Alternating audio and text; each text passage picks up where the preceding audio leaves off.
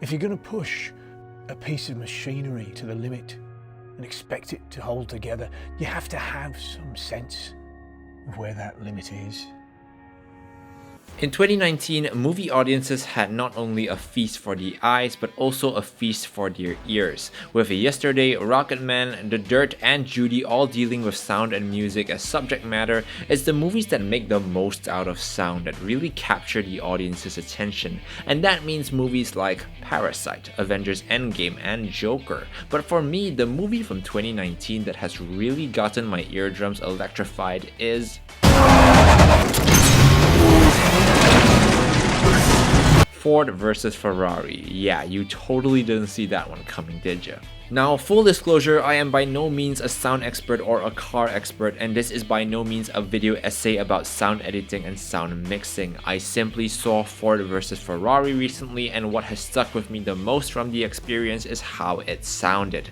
Matt Damon and Christian Bale obviously give great performances as legendary drivers, Carroll Shelby and Ken Miles, and the movie tells the story of how they embarked on an ambitious plan to stop Ferrari from dominating the 24 hours of Le Mans endurance race. The movie is very much about friendship and the power of trust in achieving miracles. You can see the camaraderie between Bale and Damon, and that dynamic anchors this film to humanity, whereas so much of it is machine. And while I am amazed at how Christian Bale altered his weight for like the 8th time to fit a movie role, it's only one of the many impressive aspects of the film. The direction from James Mangold is masterful, showing how he is one of the most versatile directors in the business today. His work here has a lot of practical effects and only used CGI to mask a lot of the backgrounds.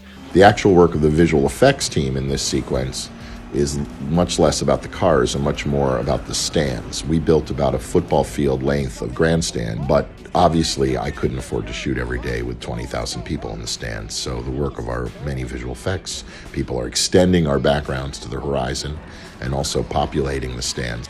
Mangold's team had to make it seem as if two completely different locations were actually part of the same racetrack, and that meant painstakingly micromanaging the position and conditions of the cars to maintain continuity throughout. Man, talk about a logistical nightmare.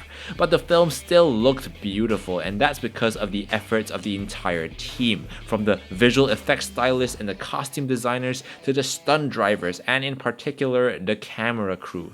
The cinematography in the racing scenes puts the audience either right in the driver's seat or very close to the road, in sometimes very dangerous and claustrophobic conditions, and that really contributed to how visceral I thought this movie felt. It makes sense to shoot a racing movie with intensity and palpitating car scenes, and while this isn't the first time it's been done, it's incredibly beautiful to see how seamlessly the heart-pumping scenes fit together with some quieter moments as well. But of course, what I think gives this movie life is its sounds. The sound design here is impeccable, and you can really hear every engine rev, every gear shift, and every clutch hold. The mechanical nature of these sounds are like this beast that you can't tame, and it's almost as if you're trusting the drivers on screen to tame this beast while putting their lives at high risk, when in fact the tamers are the sound designers and the sound mixers. These guys realized that using modern engines on these vintage sports cars would not sound authentic, so they threw out all the sounds and used old recordings to build up that electrifying rush you feel when these cars are racing along the track.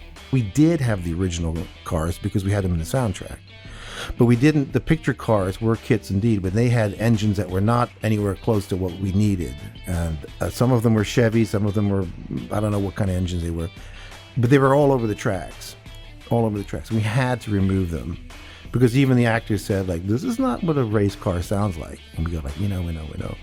So we had to remove all of those, and all the racing scenes are completely refabricated from the ground up because we couldn't use anything. If I had to pull a flaw out of the hat, it would be that I wish I saw a bit more character development on a few of the supporting characters, particularly one of the antagonists played by Josh Lucas. I thought he was written competently, but he was a little two-dimensional.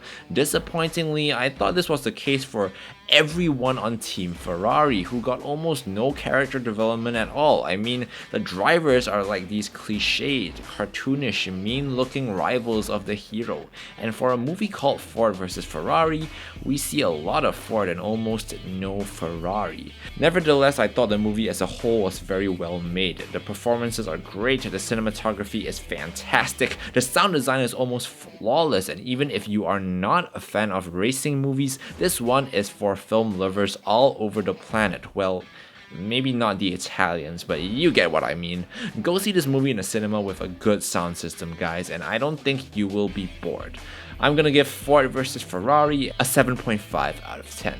Guys, thank you so much for watching this review. What did you think of Ford vs Ferrari? Comment below and let me know what you guys thought. I will be back with another video for you guys soon. So until next time, have a great week ahead, maximum hype, and I'll see you next time.